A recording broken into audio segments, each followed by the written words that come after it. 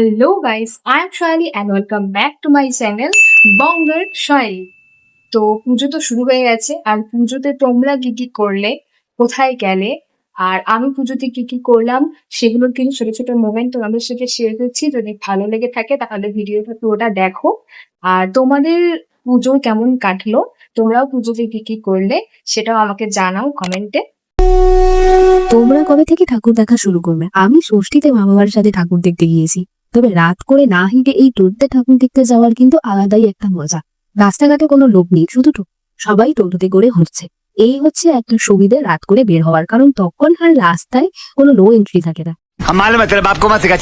এবার আমাদের পাড়ার ক্লাবের ৭৫তম বর্ষ, আর তারই বিশেষ আকর্ষণ হচ্ছে এবারের থিম মাটির গন্ধে মাটগো আনন্দে। সম্পূর্ণটাই একটা গ্রাম বাংলার চিত্র এখানে তুলে ধরা হয়েছে, এবং যেটা এবার মণ্ডপ সজ্জায় ও প্রতিমায় আমাদের ক্লাব প্রথম স্থান পেয়েছে জেলার তরফ থেকে, এবং সেরা ও আরো বিভিন্ন প্রতিষ্ঠান।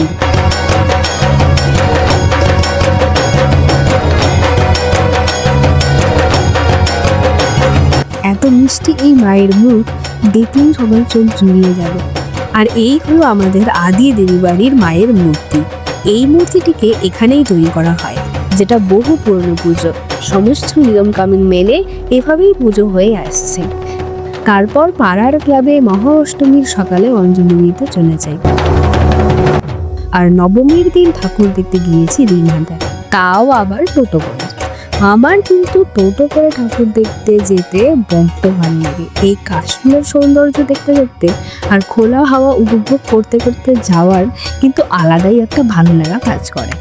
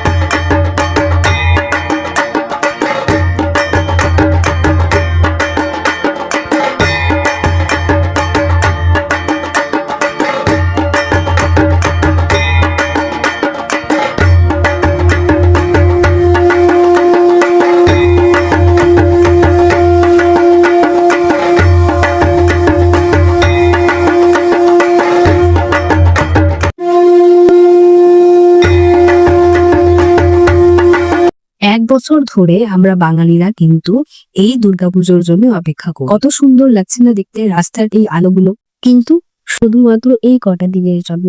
তারপরও আবারও সবকিছু সেই আগের মতো। ঠাকুর দেখতে বেরিয়ে যদি ফুচকাই না খাও তাহলে আর কি করলে? পেট পুজো না করলে তো জমবেই না, তা তো করতেই হবে। পুজো পুজো পুজো শেষ, রাত পোহালেই মায়ের বিদায় বেলা।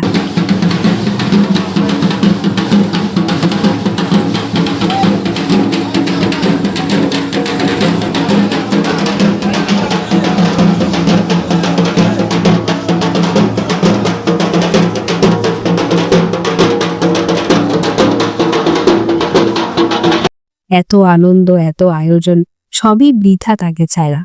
আবারও অপেক্ষায় থাকবো আমরা সবাই। মায়ের ভাসানের আগে মুখটা দেখে যেন মনে হয় মাও কাঁদছে। লক্ষ্মী, সরস্বতী, গণেশ, কার্তিক সবাইকে নিয়ে তিনি আসেন এই 10 দিনের জন্য বাপের বাড়ি, আবারও চলে যাচ্ছেন কৈলাসে। দেখা হবে আবারও। তাই মায়ের ভাসানের আগে সবার এইটুকু আনন্দের মুহূর্ত রয়ে গেল।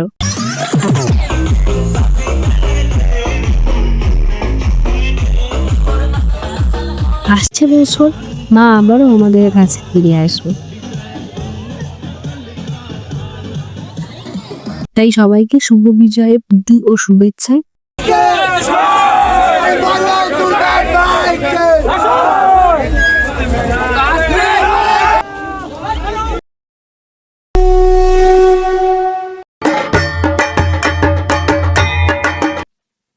তো ভিডিওটা ভালো লাগলে একটা লাইক, কমেন্ট এবং সাবস্ক্রাইব করে দিও, আর চাইলে বন্ধুদের সাথে শেয়ারও করতে পারো। এই একটা বছর ধরেই আমাদের এত অপেক্ষা, মা আসছে মা আসছে, দেখতে দেখতে মা চলে গেল। আসছে বছর আবারও হবে, আবারও 1 বছর পরে মা আমাদের সবার মধ্যে ফিরে আসবে। সবাই ভালো থেকো, সুস্থ থেকো, দেখা হচ্ছে নেক্সট ভিডিওতে।